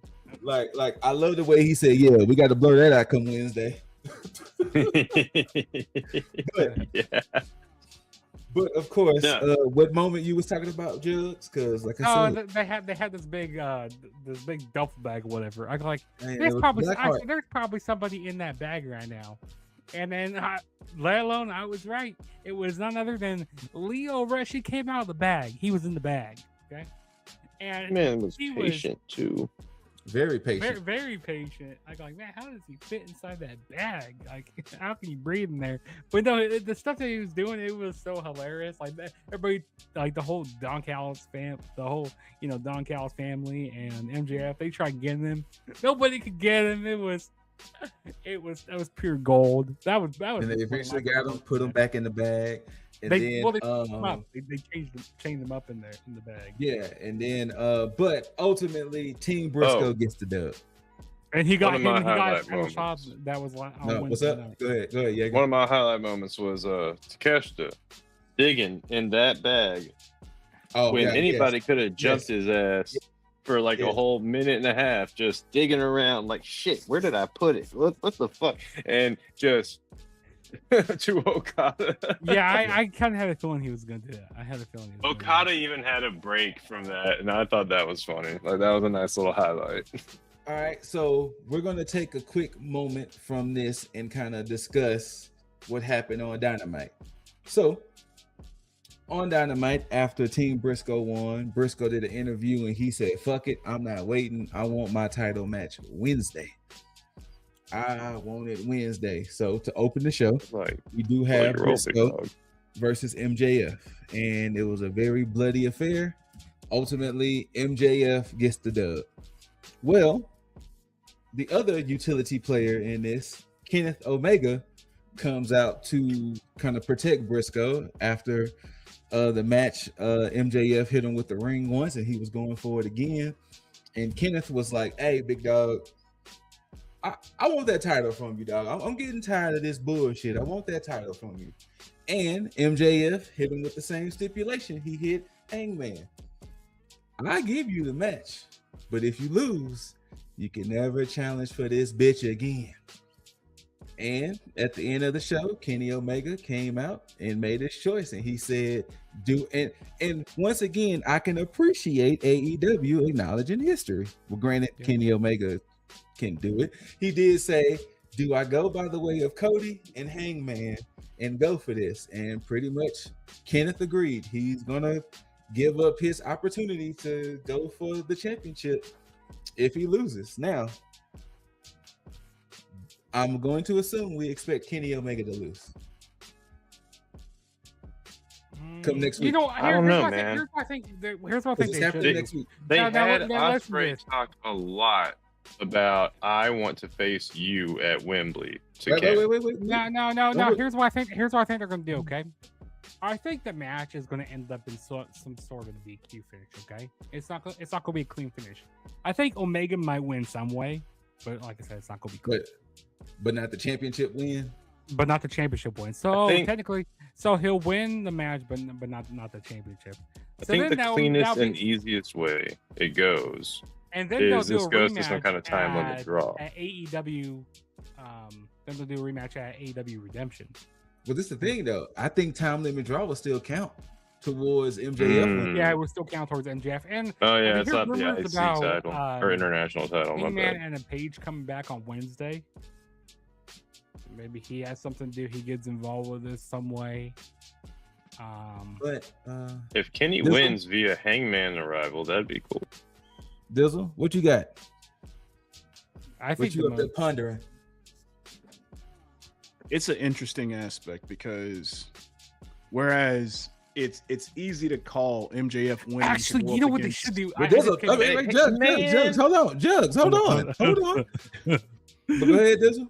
It's interesting because you can easily label MJF going in as the heel to Ospreay's face in the situation because of how they've been telling the story and how it's pretty much been Ospreay working his way back up from the neck injury with the Death Riders and all this other shit. But at the same time, in the background, you have had this situation between Ospreay and Omega. So it would also be difficult to not have that also be the situation here. So it's too many variables because, hear me out, you could easily go the predictable route, which would be MJF versus Ospreay. But even that's not necessarily the story there because they've had interactions with each other, but nothing as significant as what Kenny Omega has had with Ospreay and at the same time with the Death Riders. And with the Death Riders officially giving Ospreay, hey, we gonna let you join us. Wait. Don't mention. I'm not getting into the whole thing like that. Okay. But just with that aspect of it too, it's just like you also have that playing a part into the overall story as well. So do you go with that? Do you go with Omega and Ospreay? Do you go with a triple threat between Omega, MJF, and Ospreay? Ain't no telling. Well, we know Wembley is going to definitely be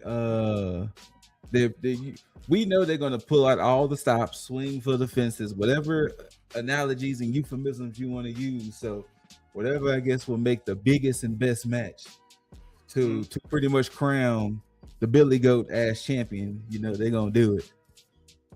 Well, we know that's the end goal. That's the end goal. Yeah. It's Ospreay winning. But it's the what we put. That's him finishing his story. That's what Ospreay finishing his story. Yeah. Okay. Since next week's show is outside, okay, it's gonna be like outside somewhere. It's called Beach Break. Okay. You know what they should do? You know how you had when you had Jacob Fatu and Drew McIntyre, like they were like brawling backstage and like they were on like this truck or something, and then they both fell off, and then like, oh shit, what happened to Drew and Jacob Fatu? They kind of leave it like that. They have like what they should do with MJF and Kenny Omega? They should have them like be like fighting in the water or something. Like they both like drown or some shit like that. What in the WWE? Jugs. What in the underground shit are you talking about right now? Hey, I heard somebody talking about this. Like, hey, that doesn't sound too bad. This do some crazy. I wish I can say the word that sounds like, but I can't say the word. Especially it sounds like it sounds like some big broadcast. No, you can say it. This is YouTube, bro. I cannot say the word. What's the word? What's the I can't say it, and I won't say it. I won't even. But no, we're gonna say it. We're gonna talk about it in post. Right there. It sounds like some big booking right there.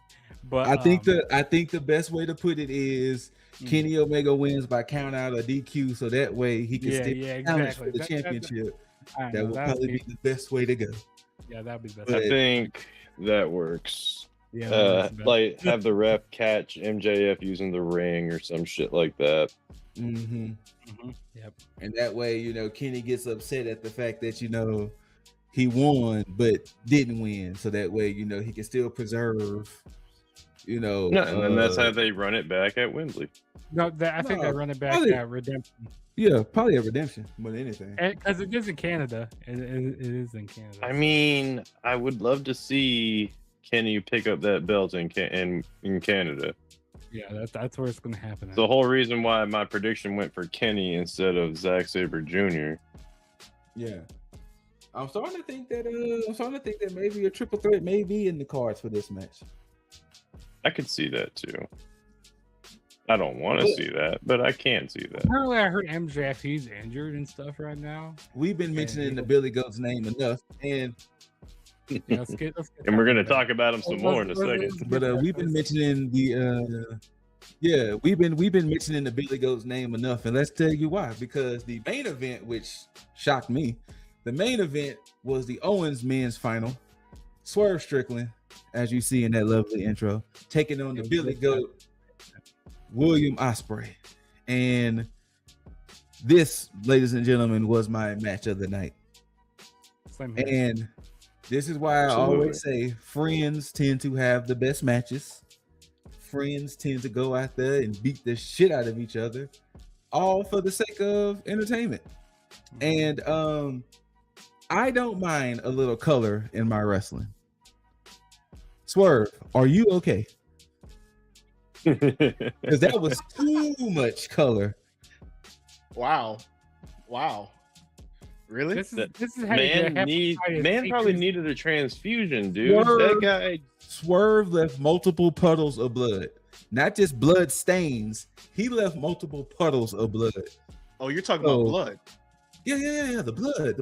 What you talking about?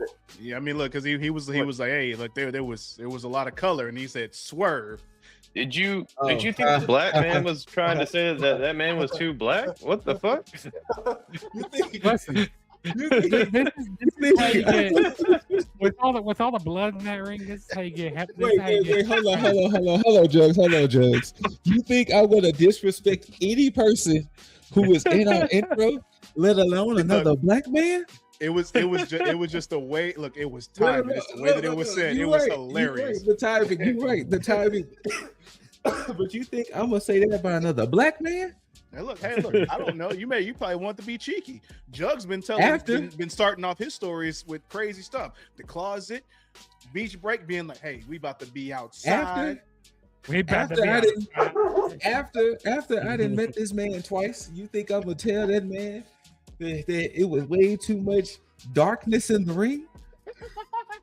Darkness. But the most dangerous man in man AEW came out as Lobo. Yes, well, William Ospreay came out as Bane, and the most dangerous man came out as Lobo. And boy, these two men put on a fucking show. And this is the reason why I was saying I'm driving the Death Riders car at the moment. Because after they had this amazing back and forth, when the Death Riders came out, and when Swerve hit that house call, and Ospreay's head was turned towards the Death Riders, and he was like, "Oh yeah, it's time to hook up now. Oh yeah, it's time to do this. I can't lose in front of the boys. I can't lose in front of the Death Riders." And I will say this. I honestly thought that moment was going to be the end when they was both in the corner. Swerve was gearing up that house call. Ospreay was gearing up to hit Blade. And when he caught Swerve and Swerve still kicked out, I was like, what the fuck does Ospreay have to do at this point? Not only that, freaking Swerve was like, he just did one big whose house? And then instantly got dropped. Instantly. And they I was like, oh. Edit. They went another like 10 minutes. And the fact that Ospreay had to hit him with the hold on. Ospreay had to hit him with the paradigm shift. Then the Death Rider. Then had to hit the Tiger Driver 91 to finally go ahead and put that man away. Was just icing on the cake. Good storytelling. The move he said he would not use anymore. And then I can even appreciate the fact that Swerve was kind of looking at him like, "Hey, my G, you have to do what you have to do," and you do what you have to do. This was amazing storytelling. I want to know what he told Swerve at the end there. Probably some stuff on the lines of "I love you, thank you," you know. Thank you, my brother. Please don't die from bleeding too much. Please go get a transfusion. This is how you get so many diseases with all the blood in there. No, I think if I remember, why are you accusing the black man of having a disease? No, I'm just talking. Hey, well, Osprey, he was bleeding buckets too. I mean, maybe he might have a disease. The Billy Goat, he's a goat, so I don't know everything that Osprey said to him. I know part of what he said was, "I'm always gonna have your back." So yeah. I don't know if that was just for them or if that was storyline purposes. But that's part of what he said, because he definitely said a lot of shit to Swerve during that. I didn't catch everything. But I definitely caught that. A lot. But so the fallout is, we all know the Billy Goat is waiting to see who he's taking on at All In. And there was a moment where him and his wife, Alex Windsor, was backstage, and Moxley was there, and him and Moxley had a conversation, and Moxley said, "Hey, I'm just letting you know, me and the boys talked about it, and I don't get this out to just any old body." And he officially handed him the Death Riders patch. And when Moxley and Ospreay had their tag team match, Ospreay had that Death Riders patch on his trunks. And I was like, yo. Bet. And after he got the patch, he was talking to Kenneth. And Kenneth was like, "Hey, I ain't trying to get in your business, this, that, and the third, but you sure about all of this?" And Ospreay was like, "Look, Kenny, I love you. I always love you. You know what I'm saying? I just got to do what I got to do. Just like how you got to do what you got to do, I got to do what I got to do." And even before Kenny made the choice, he was like, "Kenny, like, really? Like, you gonna give your career potentially to MJF?" So it was some good. Hey, now this is the man that Triple H talks shit about, by the way. But Will Ospreay has consistently been the damn MVP of AEW since he has came back. Just put that out there. No, you're not wrong at all. But yeah, I couldn't. Not wrong at all. Just like how a great match between Maya World and Mercedes, I couldn't give you my one negative. It was that damn Swerve. Did you have to bleed that much? Like, I don't know what kind of blade job he did, man, but he had to have hit a vein. It was too big. He had to have hit a vein in his head somewhere. Even Osprey, he was bleeding buckets too. Jesus. Like Scoot and I were talking, and like he said, he gave some homage to Eddie Guerrero right there. Yeah, like he was bleeding like Eddie Guerrero when JBL. He was bleeding like a government mule. Yeah, Osprey's his blade. I mean, because he clearly did a blade job. His blade job wasn't as bad because after a while, it did what it normally does. It blood clotted, dried up, and dried up. He was bleeding like a soft pig. Swerve had that running faucet. Yes, it did not fucking stop because I was like, all right, cool, cool shit. It should chill up. No, it was once they got to the stairs and he was about to do drop on the stairs, bleeding in, and you had all that fucking blood on the bottom of Osprey's boot. Then they got in the ring, and every time Swerve was on the ground, pull of blood. Yeah. And then once they got the pin again. And you can see it just coming out from the top of his forehead, just going down. I'm like, bruh. And to lose that much blood and to still continue the way you continue. Put on a fucking show. Man. Put on a fucking show. Yeah. Like, my goodness. But hey, that was Forbidden Door, y'all. That was Forbidden Door as a whole. Like, what a show. Like, granted, I'm still against the concept of Forbidden Door at this point because I said what I said last show. But the pay-per-view all together was pretty damn good. Now, of course, later in July, we do have Redemption, so we will see, what fate holds for Tekla, what fate will hold for the Billy Goat when it comes to All In. But my goodness, what a show! I gotta say, what a weekend of wrestling last week. I mean, it was good all from Saturday to Sunday. It was good. It was a good weekend. It was. Thank God they're giving me a break. Yeah, for real. Yeah, I mean, we're gonna be doing this all again. We're gonna be doing this again now, on before August we 30th. Before we go, CW had their first NXT show, and I said a lot about it on NXT AG this past Tuesday. But during that show, they announced August 30th they're going to have NXT Heatwave and a Triple A show. Then it's going to counteract All In. Why?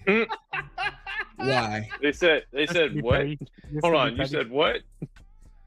NXT Heatwave and Triple A is going to be two shows. So Heatwave and Triple A show is going to be at Edinburgh, Texas, and they're going to do two shows back to back, and it's airing the same time as All In. Well, yeah, because first Triple A is gonna come on, and then right after it's gonna be NXT Heatwave. Like, yes, it's counteracting, it's counter programming All In. Chill on the counter programming, bro. I 1,000% agree. Yeah, I agree with this because like WWE is just being petty at this point. It's like fans are gonna go start like, okay, why are you doing all this counter program? Maybe I should tune in to see what's going on with AEW. Like, what are you trying to keep us away from AEW for? You know what I mean, it's like because you got your certain tribalists, you got WWE tribalists, and then you got AEW tribalists. I'm right there in the middle. Like, I watch both companies. Okay, I watch it all. Bless your soul. But it's just like this counter programming is just getting to a point where like they're just trying to take the viewers away from AEW. That's what they're trying to do. I mean, I'm gonna watch it all, but I'm just over it. I am. Like, it's petty. That's what it is. I like this one guy, and I can't remember his name for the life of me right now. But because there's so many other weekends in August where they could do like a AAA and NXT Heatwave. And it's like, and we've had All In. We had that date has been set for a long time now. Mm-hmm. So WWE go like, oh yeah, let's just put let's put these shows on the day that AEW has the biggest show of the year. I need to shout out the guy who like does the WWE like execs, aka like Triple H, Shawn Michaels. Yeah. He's just the dude. I know the gentleman you're talking about. Yeah, I can't remember his name. I'll have it by the next show. But dude just is pointing out like, oh, the show wasn't all that great, blah blah blah. It was 8 hours long. Who the fuck watches like wrestling 8 hours long, blah blah blah. And then he just highlights all the matches, and you see him like imitating Triple H, slowly conforming to, man, this show was fucking awesome. Yeah, but, I know that's why we do what we do. It's hilarious to like yeah, anybody who's gonna be like a naysayer prior to watching the show, just watch the fucking show and you'll see why AEW does what they do and how they put on a good fucking product. Yeah, the show runs long, but there's a lot that gets told in that show when it happens. Maybe you're not your first couple matches, Scoot, but yeah. But throughout the end of it, damn, you get good wrestling. Elites Wrestling is who the gentleman is. Thank you. Yes. But Elites Wrestling. But yeah, that is pretty much the week in wrestling. So before we go, Dizzle, you got anything to get off your chest? Good sir.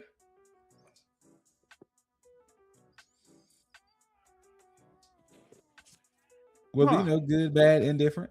Yeah. Not you know what?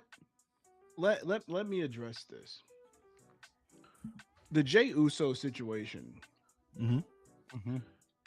Now, I don't think the overall hate is warranted for Jey. I don't think that's the issue, and I hate that it's getting misconstrued with a lot of people on both sides. Because one, everybody already knows the Usos are a glorified Hall of Fame tag team. There's nothing wrong with that. Absolutely. Jey Uso in itself, in his own right, I believe Jey was a deserved world champion when he won the world title. I think he was deserved to win the Royal Rumble when he did at that moment, because everything was in his favor and everything worked out. They struck while the iron was hot, and I think that's one thing WWE should do at all times. Listen to the fans, listen to the ovation, listen to, when the company has its finger on the pulse. Jey Uso is a perfect representation of when WWE is doing something right. Yep. However, and this goes to Jey Uso as well, because I think he's getting mad at the fans for getting mad at him, but I think he's looking at it from the wrong perspective, because we have to understand it's nothing against Jey. Like, I can tell you right now, if they took Jey and they leaned in to him getting mad at shit and not giving a fuck and being a badass, nobody would give a shit. Nobody would be mad at him. It's all this is where the animosity and the vitriol against Jey Uso is right now has to do with this yeet and run it back shit, because it's nonsensical. And I am and that's fine. It's fine to like it, but then make Jey that person. If they want Jey to be Coco Beware, let this motherfucker be Coco Beware. I'm fine with that. That's a good comparison. But don't sit here and then try to make Jey a badass and then try to put him in serious situations. And then when you have situations like War Games, when you have situations like the Rumble, like he's coming out to the Rumble, and Royal Rumble, all this shit. Yeah. Running it back constantly when it's not warranted is the issue that people are having. Because if he's meant to be serious, then he needs to be serious. Because you're not going to do that shit with Roman. You're not going to do that shit with Jacob. You're not going to do that shit with Brock Lesnar. You do that shit with R-Truth. You do that shit with The Miz. You do that shit with Danhausen. With Danhausen. I was literally about thank you. The Kit Wilson too. That's who you do that shit with. Toxic. But to do the shit with Jey Uso and then try to put him again back with the bloodline where they are trying to be extremely serious, and you're having this again, like the fucking Death Riders, having this personality disorder, not knowing what the fuck to do with Jey Uso. That's what this is right now. And that's why I think a lot of people are having that same fucking issue. So figure it out. Pick one lane and stick to it, because trying to do this shit with Jey Uso and then still try to keep because again, I can almost guarantee that this is them trying to continue to make money off the merch, because once you make Jey Uso serious and he stops doing the yeet stuff, that's money out the window. So either figure out something different with him, or take him from the bloodline and have him do the yeet stuff on his own. That's the only option, because you lose the heat after that. You lose all of the negative shit on Jey Uso after that. So figure that shit out. All right. Jugs, you got anything to get off your chest this week? Yeah, dude. And this ain't gonna take. It's gonna be really short and sweet. Okay, so I wasn't here this week. I wasn't here for the recap for Night Champions. That's why I want to kind of get my little 2 cents about that. So Night Champions, I thought was a pretty good show. It's pretty good. The side shows could be iffy sometimes, but there was only like a couple stinkers on that show, which was kind of the Obafemi and Jey Uso match. More of a squash match there. And the Tiffany Stratton and Jay Cargill, that I was just not vibing with that match at all. And I'll tell you what match really stole the show. That steel cage match between Seth Rollins and Braun Breaker. Like, those two guys, they have great chemistry, and they have really good timing in the ring. So kudos to them. Now, in my predictions, I did really good with my predictions. I said, and I went out on a limb and I said, hey, why not have Sami Zayn flip all this shit upside down and have Sami Zayn win in the moment, I can't believe they just had Sami Zayn win the title. They actually had him win the title. I was like mind blown. Like they actually went through with this, which they didn't go the predictable route, having Cody Rhodes win or having Gunther win. Like there were like so many different options for this main event here, which was amazing. I'm happy they went with the unpredictable route, and I'm happy when I went out on that limb. So I gotta say, Night of Champions was a very, very enjoyable show. And then also, Great American Bash. Great American Bash was also a very enjoyable show. I mean, it kind of seemed more like a kind of a special NXT. Hey, Loki agrees with me. Loki agrees right there. Speaking for my dog, man. Hey, and shout out to Kendall Gray for winning the NXT Women's Championship. Why are we shouting out Kendall Gray, dog? What I told you about this? Kendall Gray. What I told you about this? We don't gotta shout out Kendall Gray. Shout out to Kendall I Gray mentioned this before. Look. I'm not necessarily against Kendall Gray. Why? But you know what? Why you go ahead, Chucks. Go ahead. No. Go ahead. Because now you didn't gave me a get it off your chest. But go ahead. Go ahead and finish. Go ahead. I just want to say shout out to Kendall Gray because I didn't expect her to win the title this soon. I did not expect her to win right there. And also that Saquon Sugars Deion Lennox match that was some. That's Dizzle's fucking fault. It's Dizzle's fault. Blame it on Dizzle. Blame it on Dizzle right there. It was like, all right. And I think that was all about Great American Bash. And I have a feeling, you know what they need to do with Payne Paxley when she gets pulled to the main roster?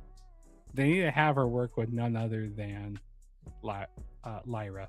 They need to have them two together. Tatum Paxley. I think that'd be good. No, they don't. Lyra's a bad guy now. But I think Tatum could be a bad guy on the main roster. No. She needs to stay. She needs to stay in the position she's in. You don't think so? Pause. But her character she is now is totally fine to translate the way it is. She does not need to be a heel because she's too loved. Yeah, you do have a good point there, yeah. But Jaeger, bombastic, Sir. so fantastic. What you got to get off your chest this week? Nothing you haven't heard before, but I'm gonna say it anyway. WWE and your booking, what the fuck?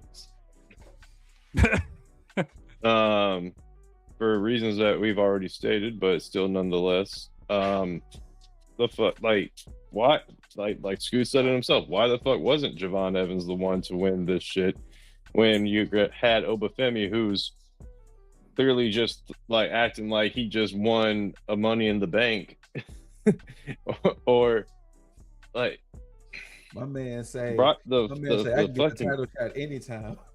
Like, no, you surely can't, sir. And it needs to be addressed at least tomorrow in SmackDown. But, like, again, could have just had your fuck finish with Brock and still had the same result and told a better story.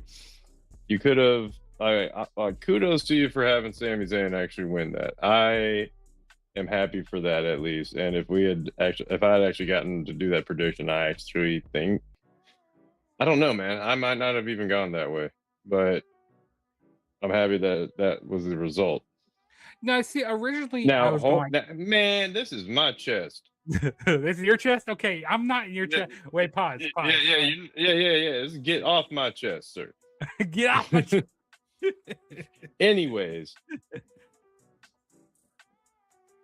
Tony D and Kendall Gray, y'all done fucked this up for me, and I am not happy about that. I will be speaking with Leo on when I get my champions rematch. But man, y'all just really couldn't get the Asian man his shine when he had been doing well, supposedly. I don't know. I don't watch too much WWE product. And Lola could have had that. I mean, not to interrupt you, but to say that Naraku blinded Tony D and had an advantage, that didn't make Naraku look like the best wrestler to say he had a whole advantage and still lost the way he lost. You see what I'm saying? Like, brand new, doing good shit, and then goes the Tajiri route and still couldn't get the dub. It's just showing out a brand new wrestler in a bad way. But Lola, you could have had that belt another show. Just like one more show. You've had it for a while. Kendall, I know she's been hyped up for long enough. Actually, she hasn't had it for that long. Yeah, it really hasn't. When did Lola Vice win the title? Like a couple of months ago. Yeah, so she really hasn't had it long. She could have had it longer. Is all I was trying to get. And you could have stretched the story to where Kendall like got a rematch in some form. Mm-hmm. But nevertheless, shit has happened. I will be getting my belt back. Now, Scoot, I heard that because of Judge's mouth, you had some shit to get off your chest. So my original get it off your chest was, I'm glad that Dizzle and I have this thing that, we going back and forth. But you know what, Dizzle? I'm going to say this for another time for the kudos between you and I. I've said this shit before because I even said it on NXT.AG. I personally have no beef with Kendall Gray. I think she is going to be a great talent. How the fuck are you leapfrog? You know what? How the fuck are we consistently ignoring Jada Parker? Yeah, arguably, hold on, Judge, hold on. Arguably the most popular woman in the damn brand. She has not won nothing. She hasn't won the Speed Championship, the Women's North American Championship, nor the NXT Women's Championship. And Kendall Gray has came in and leapfrogged all these other women and bow, champion. I understand she's kind of like the face of the ID program, and they got to make the ID program look good. I get it. I understand that she's this collegiate wrestler, and they want to showcase the fact that women can, do this the way she does it on a technical standpoint too. But god damn. You know who I like to compare Jada Parker to? You know how a lot of people cheer for LA Knight. People want to see LA Knight get a push. Hey, you bringing him back? Hey! Don't put that bad juju on Jada Parker. Miss Parker. No, that's what I hear. That's what I've been hearing a lot of people. It ain't me saying it. Okay. We ain't hearing it. Well, don't repeat them dumbass takes from other people. Don't put that bad juju on Jada Parker. Jada Parker, she needs a push though. She does need a push. They need to do better with that girl. But once again, kudos to Kendall for beating Lola. It was a pretty good match. Once again, when I knew they made it the main event, I was like, oh yeah, she's getting that dub. But the fact that they making this girl seem a little too just I ain't rocking with it. But that's just me in my takes. But not me either. I mean, they need to utilize Jada Parker better. But in closing, at SummerSlam, big brother, let's make this shit glorious. Shout outs to Robert Roode. True words. And with that being said, I will pass it to my big brother so he can do that thing that he do oh so well. I will say this for the one time, because while I am upset that my fellow Cuban took the L, however, Kendall Gray, hey, yo. All right, so with that being said, I'm gonna go ahead and do the outro because obviously he's lost his motherfucking mind. So now, whether you know what, Nizzle's in the same boat as me now. Oh, here we go. There we go. That's what I'm saying. Whether you loved it, that's why we're in the back seat. Don't forget to rate it. Thumbs up, thumbs down. Leave all your comments, concerns, questions down below. Leave your congratulations to Leo and Scoot for winning their championships over the weekend. Don't congratulate Leo. No, he don't need no congratulations. He already has a big head the way it is. He called his shot and he did what he needed to do to get the thing. He did the thing. Wait, did you do all four shows? I know because I kind of. Nah, we just did. We did three. Well, Jaeger and Leo only did AEW and NXT. Yeah. Yeah, good. Okay, I only did AW name. You know, hey, I won next. I want to make that a triple threat. What you and Scoop both get the fuck? Whoa. You can let the champ decide that. I said at due time I'm gonna come back and get what's mine. I didn't call my shot to win. I just said in due time. Look, leave that up to Leo on the triple threat business, but no, I'm getting my run back. That'll be discussed along the way. But for all the people watching, make sure you tag the subscribe button, tag the like button, tag notification bell, get notified on any and everything that we're dropping on a daily, weekly, monthly basis, whenever it is. Make sure you go and check out Jug's channel, check out Leo's channel. They are dropping live reviews, retro reviews, all that good shit for all your viewing pleasure. Let me go ahead and warm up the Too Sweet for the bros and all those watching at home, whether it be on your phone, computer screens, TV screens, whatever, with a good old bada bada bada bada bada bada bada bada bada bada bada bada bada bada bam. And of course, until you see these handsome faces and hear these immaculate voices, we bid you all adieu. And until next time, you beautiful, beautiful, beautiful, beautiful, beautiful, beautiful, beautiful mother effers. Tag the fucketh. Click, click. Out. Dollars make a way to make a change. Gotta be insane to make them same mistakes again. So I'm switching lane to